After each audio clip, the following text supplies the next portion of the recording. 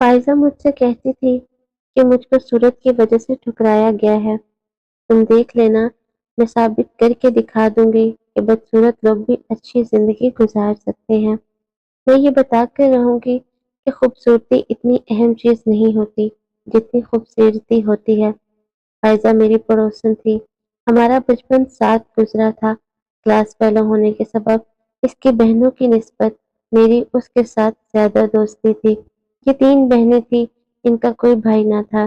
ناصرہ اور کیسرہ کی شادیاں ہو چکی تھی، جبکہ چھوٹی ہونے کے سبب فائزہ ابھی غیر شادی شدہ تھی۔ اب بیوہ ماں کو فائزہ کی شادی کی فکر کھائی جاتی تھی۔ وہ ناصرہ اور کیسرہ سے کہتی رہتی کہ تم لوگ اب چھوٹی کی فکر کرو تاکہ میرے سر سے بوجھ اترے۔ ایک روز ناصرہ نے ماں کو خوشخبری سنائی، رشتے کے ایک دیور نے اس کے ذمے یہ فرائض لگایا ہے کہ اپنے خاندان سے کوئی لڑکی اس کے لیے تلاش کرے۔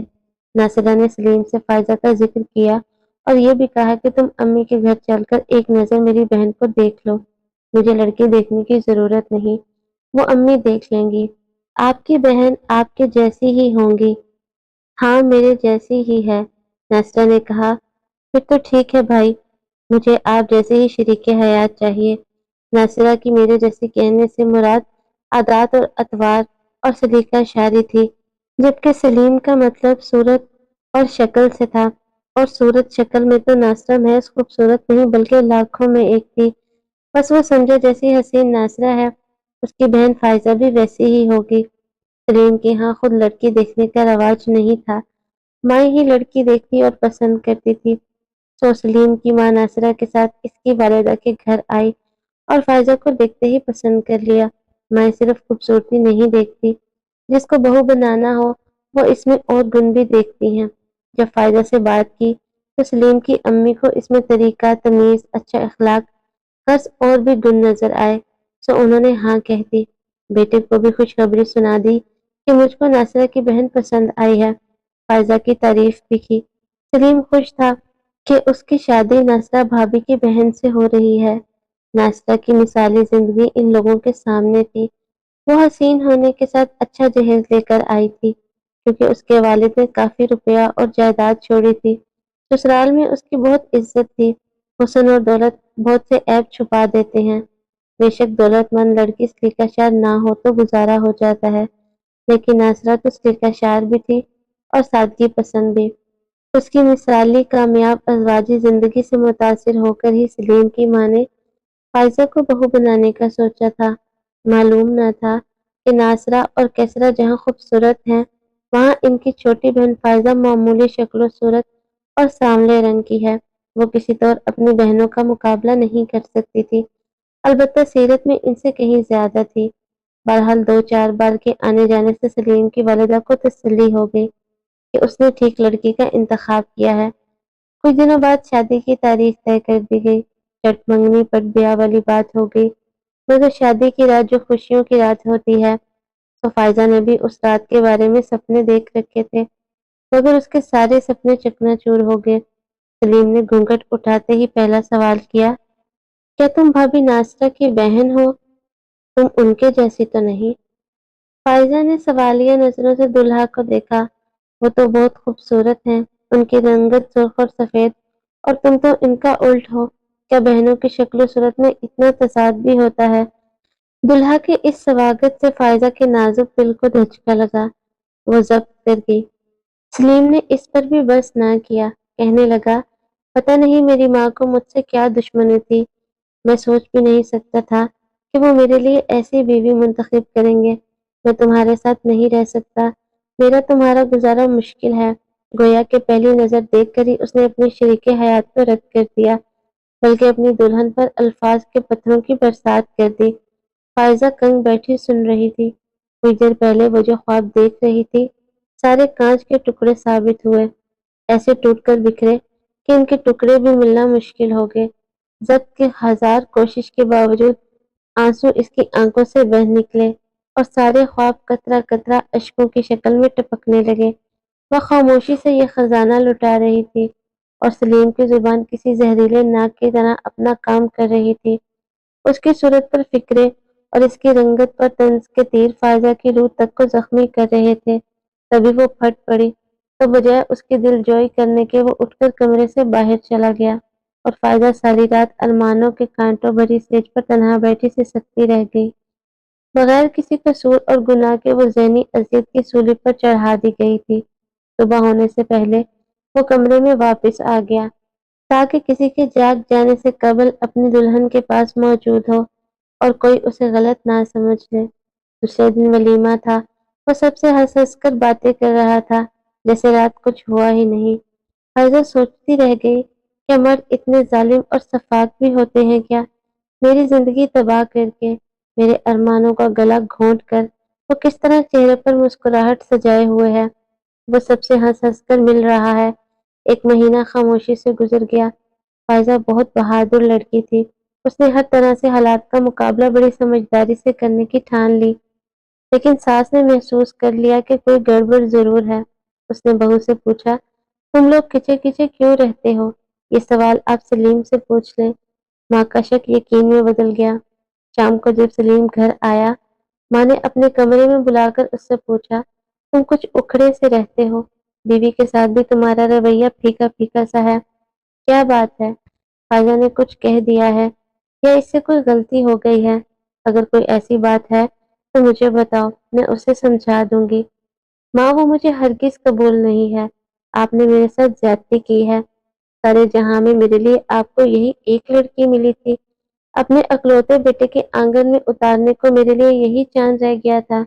اگر کوئی اس سے بھی زیادہ حبشی شکل مل جاتی تو کیا اس کو بہو بنا لیتی؟ آپ کی پسند کو میں اس قدر گیا گزر نہیں سمجھتا تھا۔ میں نے آپ پر بھروسہ کیا، میرا اعتماد مجھے لے ڈوبا۔ کم از کم اس کی رنگت پر تو غور کر لیا ہوتا۔ کیا مطلب ہے تمہارا؟ کیا ہوا ہے فائزہ کو؟ اتنی اچھی تو ہے، آج کل کے دور میں اتنی سلیقہ شار لڑکی ڈھونڈنے سے بھی نہیں ملے گی۔ صورت ہی سب کچھ نہیں ہوتی بیٹے، یہ ایسی لڑکی ہے کہ تمہارے گھر کو جنت بنا دے گی۔ مجھ کو نہیں چاہیے ایسی جنت۔ تم اس کو کیوں ٹھکرا رہے ہو؟ آخر اس کا قصور کیا ہے؟ میرا کیا قصور ہے؟ میں تو ناصرہ بھابی کو اپنا آئیڈیل مانتا تھا۔ مجھ کو کیا خبر تھی کہ ان کی سگی بہن اتنی گئی گزری ہوگی۔ میں اس کالی کلوٹی کے ساتھ کیسے گزارا کروں؟ اسے دیکھ کر میرا دل ہی خوش نہیں ہوتا، تو میں کیا کروں؟ اس میں تو ناصرہ بھابی کے جیسی ایک بھی ادا نہیں۔ یہ تو عجیب ہی چیز ہے، مٹی کے مادھو جیسی۔ اس کو نہیں رکھ سکتا، میں اسے طلاق دے دوں گا۔ بیٹے کے منہ سے یہ الفاظ سن کر سلیم کی ماں سکتے میں آ گئی۔ خبردار جو طلاق کا نام بھی لیا، ہمارے خاندان میں آج تک ایسا نہیں ہوا۔ جس سے شادی ہو گئی نباہ کیا۔ تم کو بھی اپنے خاندان کے رواجوں کی حفاظت کرنا ہوگی۔ اگر ہمارے خاندان میں طلاق نہیں ہوتی تو خود سنبھالیے اپنی اس بہو کو، میں یہاں سے چلا جاؤں گا۔ آپ خود اپنی اس خوبصورت بہو کے ساتھ رہیں۔ یہ کہہ کر سلیم اپنے کمرے میں چلا گیا۔ جب اس نے گھر چھوڑ جانے کی دھمکی دی تو وہ پریشان ہو گئی۔ بہت عرصہ قبل وہ بیوہ ہو گئی تھی، اس بیٹے کے سہارے ہی بیوگی کاٹتی، دوسری شادی کا بھی نہیں سوچا۔ وہ خاموش رہ گئی، سوائے دعا کے کیا چارہ تھا کہ خدا سلیم کو ہدایت اور اس کے دل میں فائزہ کے لیے محبت پیدا کرے۔ سلیم نے فائزہ سے دوری قائم رکھی۔ ساس ہر وقت فائزہ کو ہی سمجھاتی رہتی کہ بیٹی تم صبر کرو، اللہ تعالیٰ خود تمہاری زندگی میں بہتری پیدا کر دے گا، تم بس سلیم کے سارے کام اپنے ہاتھوں سے کیا کرو، آخر ایک دن وہ تمہارا ہو جائے گا۔ فائزہ نے ساس کی بات مان لی۔ وہ شوہر کے تمام کام اپنے ہاتھوں سے کرتی، ساس کی بھی خدمت کرتی، ایک بیٹی کی طرح اس کا خیال رکھتی، لیکن سلیم کا دل نہ جیت سکی، اس کو خود سے محبت کرنے پر مجبور نہ کر سکی۔ سلیم کی بے رخی اٹل تھی۔ ایک دن کچھ مہمان آئے ہوئے تھے، سلیم ان کے ساتھ بیٹھا تھا۔ کہا کہ چائے بنا کر مہمانوں کو دو۔ اس نے حکم کی تکمیل کی۔ اس نے مہمانوں کے سامنے کیک، سموسے اور چائے وغیرہ رکھے تھے۔ جب سلیم کے سامنے پلیٹ رکھی تو اس نے اٹھا کر پرے پھینک دی۔ کہا کہ یہ صاف نہیں ہے، حالانکہ پلیٹ صاف تھی، صرف اس کی اہانت کرنے کو سب کے سامنے اس نے ایسا کیا تھا۔ شرمندگی کے مارے فائزہ کی آنکھوں میں آنسو آ گئے اور وہ اپنے کمرے میں آ گئی۔ آج تو آنکھوں سے نہ تھمنے والی جھڑی لگ گئی۔ اس کے آنسو پوچھنے والا بھی کوئی نہ تھا۔ تکیے کو ہمراز بناتے ہوئے سارے آنسو اس کے سپرد کرتی رہی۔ پتہ نہیں رات کی کس پہر نیند میں آ کر اس کو اس اذیت سے نجات دلا دی۔ مہمانوں کے جانے کے بعد سلیم بھی گھر سے چلا گیا اور ساری رات نہ آیا۔ ماں اب سلیم کے اس رویے پر کڑ کڑ کر بیمار رہنے لگی تھی۔ جب بیٹے کو سمجھاتی وہ الجھ پڑتا، کہتا زیادہ تنگ کرو گی تو اسے طلاق دے کر چلتا کروں گا۔ یہ میری شرافت ہے کہ نہ چاہتے ہوئے بھی اس کو گھر میں رکھا ہوا ہے۔ ماں اس کو سمجھاتی تھی کہ بیٹا دل کی آنکھیں کھول کر دیکھو، فائزہ ہیرا ہے اور ہیرے کی قدر کرنا سیکھو۔ تم کیوں عارضی چمک دمک والی چیزوں کی طرف بھاگتے ہو؟ سلیم ماں ہی کو جھڑک دیتا، تب وہ خود کو ان دو زندگیوں کی بربادی کا مجرم سمجھنے لگی۔ اسی طرح اذیت سہتے ہوئے فائزہ کو 8 ماہ کا عرصہ گزر گیا۔ اس دوران وہ میکے بھی کم ہی آئی۔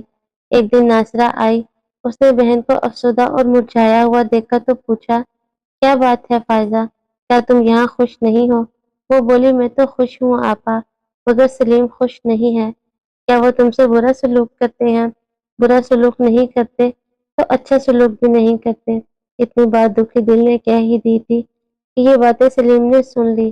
ناصرہ کے ہوتے ہوئے تو کچھ نہ کہا، لیکن اس کے جانے کے بعد وہ سخت فیصلہ کر لیا جو وہ کئی دنوں سے کرنا چاہ رہا تھا۔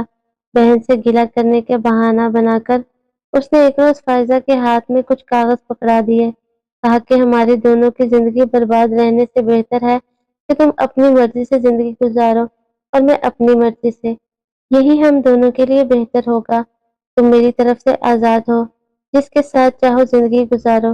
میں بھی دفتر میں اپنے ساتھ کام کرنے والی لڑکی سے شادی کرنا چاہتا ہوں تاکہ وہ خوشی جو تم سے نہ مل سکی پا سکوں۔ فائزہ بربادی کا کاغذ لیے کھڑی تھی۔ اس نے ساس سے کہا، اب آپ مجھ کو مزید صبر کی تلقین مت کرنا، سلیم نے میرے بارے میں تفصیل سے فیصلہ کر دیا ہے، برائے مہربانی آپ مجھے میکے چھوڑ آئیں۔ ساس اس کے یہ الفاظ سن کر رو پڑی، اسے گلے لگایا، بولی، بیٹی مجھے معاف کر دینا، میں نے تو تمہارے لیے اچھا سوچا تھا لیکن سب برا ہو گیا۔ ساس نے دعائیں دے کر اس بد نصیب لڑکی کو بالآخر رخصت کر دیا۔ فائزہ روتی ہوئی ماں کے دروازے پر واپس آ گئی۔ جب ماں کو اس نے طلاق کے کاغذات دکھائے تو وہاں کو حرام مچ گیا۔ بجائے سلیم کو برا بلا کہنے کے دونوں بہنوں نے اسی کو دوش دیا، برا بلا کہا، قصوروار ٹہرایا کہ تمہارا ہی رویہ صحیح نہ رہا ہوگا جو تمہارے شوہر نے اتنا بڑا قدم اٹھا لیا۔ اس نے تو چاہت سے شادی کی تھی۔ وہ خاموشی سے سب کی باتیں سنتی سوچ رہی تھی کہ یہ اذیت قابل برداشت ہے جو اپنوں سے مل رہی ہے، یا وہ اذیت کا سمندر اس کو پار کر کے آتی ہے۔ کسی نے اس کو گلے نہ لگایا اور نہ تسلی دی۔ شام کو میں اس کے گھر گئی تو وہ مجھ سے گلے لگ کر پھوٹ پھوٹ کر روئی۔ اس کے ضبط کے سارے بندھن ٹوٹ گئے۔ میں اس کو تسلی کیا دیتی کہ وہ خود مجھ سے زیادہ سمجھدار اور حوصلہ مند تھی۔ میں ان دنوں ایک سلائی سینٹر میں ٹریننگ لے رہی تھی۔ اس نے میرے ساتھ سینٹر میں داخلہ لے لیا، حالانکہ اس کو یہاں داخلہ لینے کی ضرورت نہ تھی۔ وہ بہت اچھی سلائی پہلے سے جانتی تھی۔ ٹیچر اس کے ہاتھ کی سلائی دیکھ کر دنگ رہ جاتی تھی۔ فائزہ نے ڈپلومہ مکمل کر لیا۔ میں اس لڑکی کے مضبوط اعصاب اور ہمت کی داد دیتی ہوں۔ اس نے ایف اے کے بعد پڑھائی چھوڑ دی تھی، تعلیم مکمل کی، آئی ٹی کا کورس کیا اور ساتھ اپنا بوتیک بھی شروع کر دیا۔ جلد ہی اس کے بوتیک کی شہرت ہوگی۔ ہمارے محلے کا ایک نوجوان ساتھ امریکہ سے آیا ہوا تھا۔ اس نے بوتیک کی شہرت سنی تو اپنی خالہ سے کہا کہ مجھ کو فائزہ کا کام دیکھنا ہے۔ جب اس کے بوتیک کے کپڑے دیکھے تو آرڈر پر کچھ گارمنٹس بنوائے۔ وہ ان کو امریکہ لے گیا جہاں اس کا بزنس تھا۔ وہاں ان کپڑوں کو خوب پذیرائی ملی۔ سعد نے فائزہ کو مزید آرڈر دے کر بہت سے گارمنٹس حسب منشا بنوائے۔ اس شخص کی قسمت کھل گئی، اس کا بزنس چل پڑا۔ بہت منافع پر فائزہ کے بنائے ہوئے لباس وہاں بکتے تھے اور ڈیزائن بے حد پسند کیے جاتے تھے۔ اس بار وہ آیا تو اس نے فائزہ کو شادی کی آفر کر دی، جس کو اس نے قبول کر لیا۔ ساتھ سے شادی کر کے وہ امریکہ چلی گئی۔ وہ 6 سال بعد پاکستان آئی، مجھ سے ملی تو میں اس کو خوش دیکھ کر نہال ہو گئی۔ اس کا شوہر اسے بہت پیار کرتا ہے۔ آج فائزہ کے پاس کسی شے کی کمی نہیں ہے۔ سچ ہے کہ ہیرے کی قدر جوہری ہی جانتے ہیں۔ فائزہ کے تعاون سے ساتھ کا بزنس ترقی کر چکا ہے۔ دونوں خوش و خرم زندگی گزار رہے ہیں۔ اس نے یہ ثابت کر دیا کہ انسان تدبیر کرے اور ہمت نہ ہارے تو وہ اپنی منزل پا سکتا ہے۔ ادھر سلیم نے اپنی پسند کی شادی کر لی، اپنی ساس کو اس نے 1 مہینہ بھی ٹکنے نہ دیا۔ سلیم سے ہر وقت بے فرمائشیں کر کر کے اس کا بھی جینا حرام کر دیا۔ تب کبھی اسے فائزہ کی یاد آتی، لیکن وہ مجبور تھا، اپنی ماں تو کھو چکا تھا، پر اپنے بچوں کی ماں کو برداشت کرنا اس کی مجبوری تھی۔